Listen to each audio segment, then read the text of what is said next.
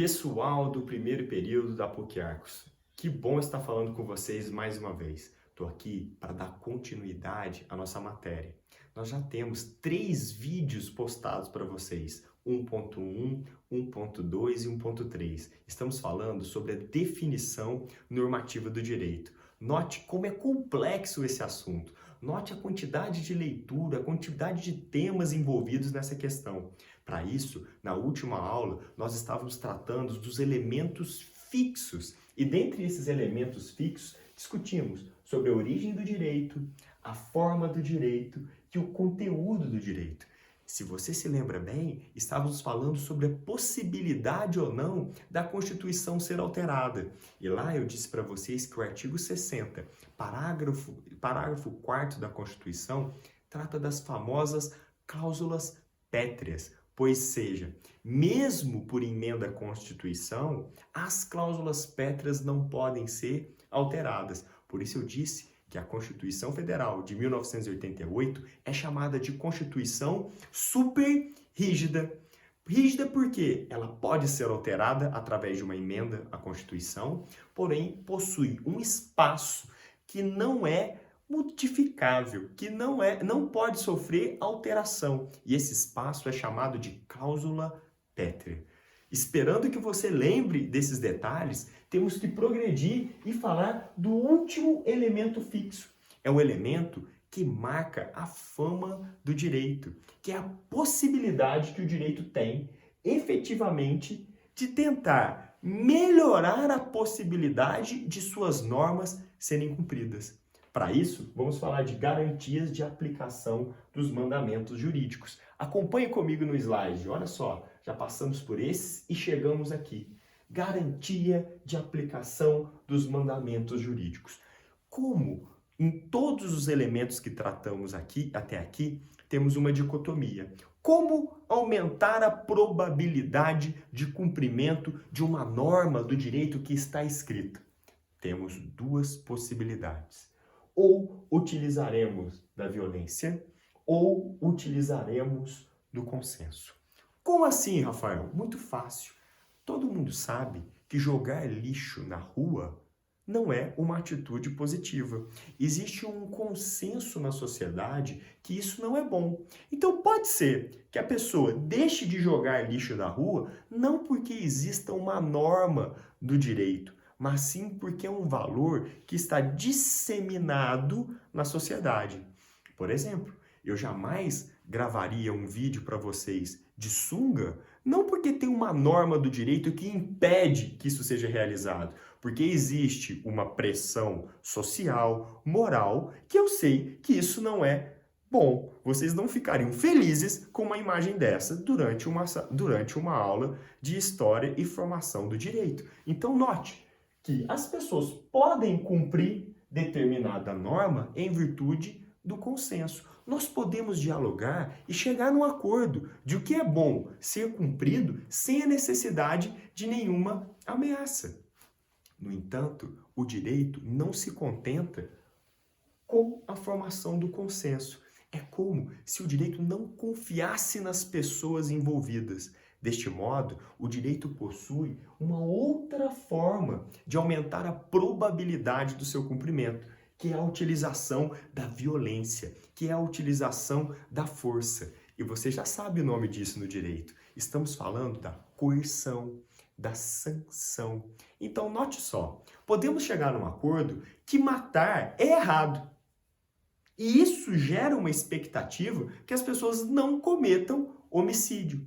Mas o direito não se contenta com isso. O direito vai atrelar uma sanção, uma coerção para que as pessoas deixem de cometer o homicídio. Por isso que o artigo 121 do Código Penal diz: matar alguém, pena de 6 a 20 anos. Então note que o direito, não confiando no consenso formado, aposta também na violência. Seria interessantíssimo se o Estado não precisasse de utilizar da violência para que as pessoas respeitassem determinado consenso. No entanto, o direito, não confiando nos indivíduos, começa a colocar sanções. E existem muitos exemplos sobre isso. O grande exemplo é a questão do cinto de segurança. Se chegou num consenso que era necessário utilizar o cinto de segurança, pois isso poderia salvar muitas vidas em acidentes de carro. Só que as pessoas, mesmo tendo participado da formação deste consenso, não respeitavam essa norma. Então, o direito apostou na utilização da violência, da coerção, da sanção. Em que sentido? Estabeleceu uma multa para quem viajasse sem o cinto de segurança. E isso repercutiu de forma tão positiva na sociedade que hoje, automaticamente, as pessoas entram no carro e puxam o cinto de segurança. Então, note a possibilidade que o direito tem de fazer cumprir as suas normas. Outros ramos da sociedade também possuem normas e gostariam que vocês cumprissem essas normas, mas nenhum deles vai ter a possibilidade de atrelar ao seu cumprimento o exercício de uma sanção ou de uma coerção. Por exemplo, numa religião. Existem valores religiosos que quem professa aquela religião deveria seguir. Mas esta religião, no nosso Estado democrático, não pode determinar sanções por meio do Estado. Deu para você entender? Apenas o direito possui essa possibilidade. Então, a pressão com que o direito pode fazer para cumprir as suas normas é muito maior do que qualquer outro ramo da sociedade.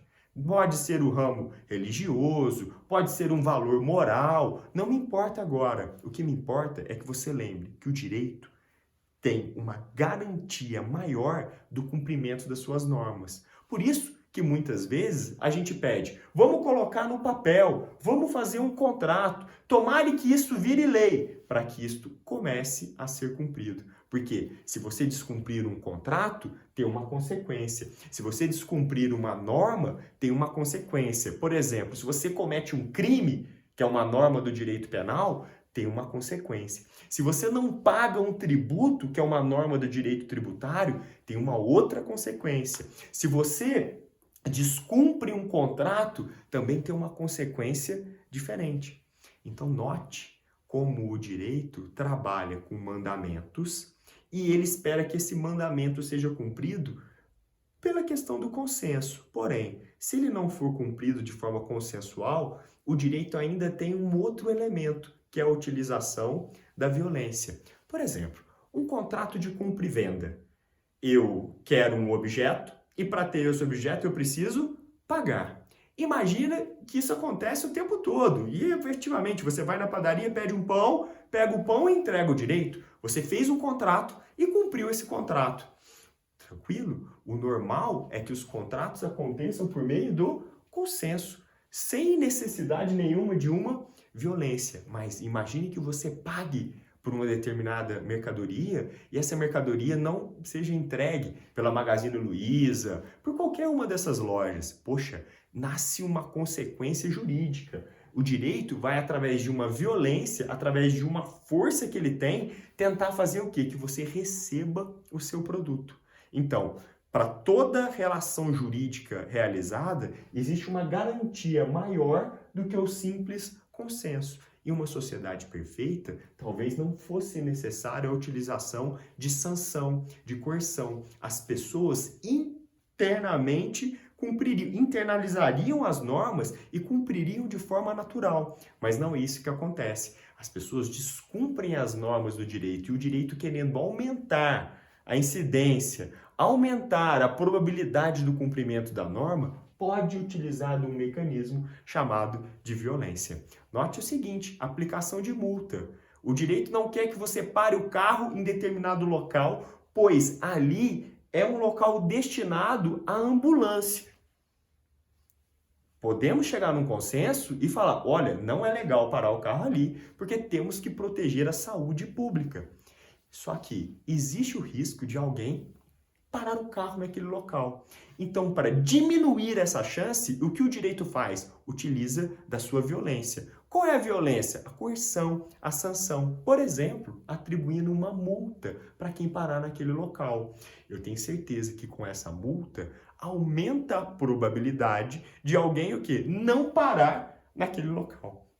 Então, o direito possui um elemento fixo, que o dá notoriedade, que o diferencia dos outros ramos de estudo das ciências sociais. Por exemplo, é diferente da filosofia, é diferente da sociologia, é diferente da antropologia, porque ele tem um mecanismo de garantia de aplicação. Do que? Do que ele manda. Porque pense bem, a filosofia pode chegar numa conclusão, um mandamento, mas ela não tem como aplicar essa situação. Já o direito, através da coerção, da sanção, consegue fazer isso. E lembrando que nós já discutimos, mas é fundamental você entender o direito moderno. O direito moderno não aposta na sanção apenas violenta.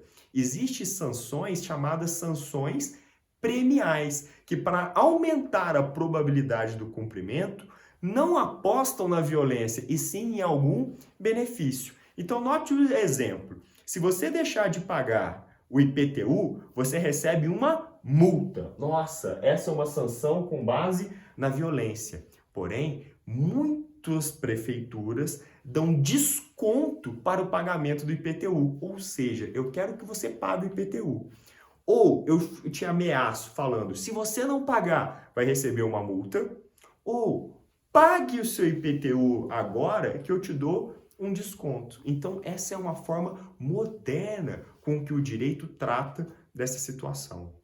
Pessoal, se vocês agora tiverem coerência de todos os elementos estudados até aqui, nós podemos partir para o final dessa etapa, que é exatamente o quê? A definição normativa do direito. Então, eu vou sair da frente dos seus slides para que você possa, primeiro, pausar a aula e anotar, para quem estiver anotando, e acompanhar comigo todas as partes da chamada definição normativa do direito. Pois, se você elencar, somar tudo que está na aula, na primeira aula, na segunda aula, na terceira aula e no primeiro pedaço da quarta aula, nós chegaremos a quê? A definição normativa. Então, primeira coisa que você tem que lembrar, é possível dar uma definição para o direito? Sim! E que tipo de definição é essa? Uma definição normativa, baseada em suas normas. Então, eu vou sair da frente, você aperta pause, pode tomar sua água, tome seu café, mas não deixe de anotar. A mão que escreve uma vez não esquece jamais. Então, tô saindo da frente, espero que você aperte pause e vamos com tudo, recomeçando, reconectando. É igual quando você está numa chamada de WhatsApp e fica ruim a ligação. Aparece assim, reconectando. Estamos então reconectando e chegando na última parte da nossa aula, que é o que fala da definição normativa. Então note comigo. Olha só, você aprendeu que é complexo definir o direito, que o direito apresenta diversas definições. Se você estiver acompanhando pelo livro do Dimitri, logo no primeiro capítulo, ele traz uma série de definições diversas do que é e o que não é o direito. Então, olha como é estratégico você dizer assim, de acordo com a corrente majoritária, que significa o quê? De acordo com a maioria das pessoas que estudam o direito. Então eu não excluí dessa definição a possibilidade de ter definições diferentes, mas de acordo com o que mais aparece, de acordo com a maioria dos estudiosos, de acordo com a maioria dos juristas, por isso eu falo numa corrente majoritária. Isso significa que tem uma corrente divergente, sim, mas é uma corrente minoritária. Vamos apostar e ficar com quem? Com a maioria. Então, voltando, de acordo com a corrente majoritária, a melhor definição para o direito é aquela que é. Então, o que você está dizendo? De acordo com a maioria, a melhor definição para o direito, ou a definição que nós podemos ofertar da ciência do direito, é aquela que, lembra comigo, que não vai ser apologética e não vai ser crítica. Porque ser apologética ou ser crítica depende do indivíduo. E se depender de cada indivíduo para definir, cada um vai trazer uma definição diferente. Logo, a nossa definição vai dizer, para o direito é aquela que é neutra. Então, nós estamos apostando em qual tipo de definição? Uma definição do direito que é neutra. Logo, se é uma definição neutra do direito, tem que aparecer nessa definição o quê? Os 4 elementos fixos da concepção neutra. Você tem que chegar nessa definição que está no seu slide e identificar a origem do direito, a forma do direito, o conteúdo do direito e a garantia de aplicação. E nada mais é do que somar, ó, mais, igual à nossa definição. Então, olha só, o que estou dizendo para você até agora? Vamos com muita calma para isso ficar fixado em sua memória. Estamos falando de definição normativa do direito. É o ponto final da aula. Nós ficamos várias aulas tratando desse assunto para chegar ao quê? Nesta definição normativa. E o começo da definição eu te disse, de acordo com a maioria, de acordo com a corrente majoritária. A melhor definição para o direito é aquela que é neutra. Então nós vamos descrever, nós não estamos usando sentimento para falar o que eu acho que é o direito. Estamos passando por um momento de descrição. Então por isso a concepção neutra. Depois é a concepção neutra, e aí vamos descrevendo, quase sempre escrita. Quase sempre escrita te leva à dicotomia entre civil law e common law. O direito positivo e o direito natural. Estamos falando, então, de um dos elementos. Note comigo, note comigo. Estamos falando da forma do direito, que no nosso caso pode ser o direito escrito, tradição da civil law, ou pode ser o direito costumeiro, típico da common law. Então, volta na definição comigo. De acordo com a corrente majoritária, a melhor definição para o direito é aquela que é neutra. Quase sempre escrita. E eu não coloquei escrita no nosso direito porque nós recebemos influência do direito consuetudinário, da common law. Como, por exemplo, estou escutando, vamos lá, jurisprudência, súmula, súmula vinculante, perfeitamente. É o que nós chamamos de influências recíprocas. Perfeito. Então, continue comigo. É neutra, quase sempre escrita.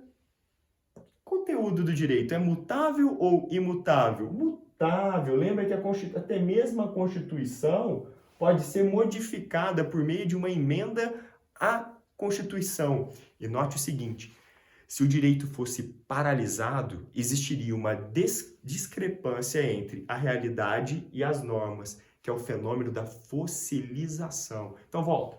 Direito é neutro, quase sempre escrito, mutável e decorre de uma vontade política dominante, apesar de normas de sentido igualitário, sendo que sua aplicação, que decorre de uma vontade política dominante, apesar de normas em sentidos igualitários. Estamos falando do quê? Da origem do direito. Da onde vem, da onde provém, da onde é a fonte do direito. Bom, a fonte do direito está aqui, A fonte do direito está aqui, de uma vontade política dominante. Porque se torna uma norma do direito quando passa por um processo legislativo. Só que esse processo legislativo é regrado, regulamentado. Você pode fazer normas, mas algumas normas não podem ser feitas que contrariam a dignidade da pessoa humana. Por exemplo, nós podemos alterar muito as leis, criar novas leis, mas não é possível realizar ou criar uma lei que, por exemplo, crie a pena de morte no sistema brasileiro. Isso está proibido. Por quê? Então existe uma vontade política dominante, apesar de normas no sentido igualitário que protegem o indivíduo. E por fim, tudo isso que você escreveu até agora tem que ser garantido pelo direito. Por isso que a gente vai dizer que, sendo sua aplicação é garantida por uma combinação. Combinação é juntar duas coisas, de ameaça de punição e a formação do consenso. Note que se você pegar essa definição, você vai dizer que é uma definição que é baseada na concepção neutra e na descrição dos 4 elementos fixos da concepção neutra. Então, de tarefa para vocês, fiquem o seguinte, parem a aula agora e tentem escrever, sem olhar no slide aqui, uma definição do direito, somando os 4 elementos da concepção fixa. Se você conseguir fazer isso, você está apto a avançar no estudo da nossa disciplina. Pessoal, espero que tenha ficado claro a explicação de hoje e logo em seguida iremos fazer uma conferência para que as dúvidas de vocês sobre essa matéria sejam sanadas. Então eu espero vocês no horário da nossa aula para que nós podemos discutir um pouco mais sobre esse assunto. Então, estou à sua espera. Até mais!